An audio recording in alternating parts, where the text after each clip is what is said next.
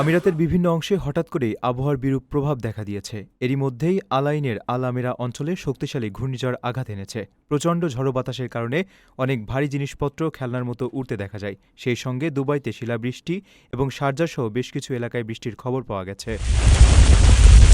শারজার আল ফাউ, Dubai আল আইন সড়কের আল ফাকা এবং আল আইনের উত্তরে আল সোয়াইব সড়কেও বৃষ্টি হয়েছে। দেশটির জাতীয় আবহাওয়া কেন্দ্রের পূর্বাভাস অনুযায়ী বুধবার দিনভর আবহাওয়া আংশিক মেঘলা থাকতে পারে। বিশেষ করে বিকেল থেকে পূর্ব ও দক্ষিণাঞ্চলে মেঘ ঘনীভূত হয়ে বৃষ্টিপাতের সম্ভাবনা রয়েছে।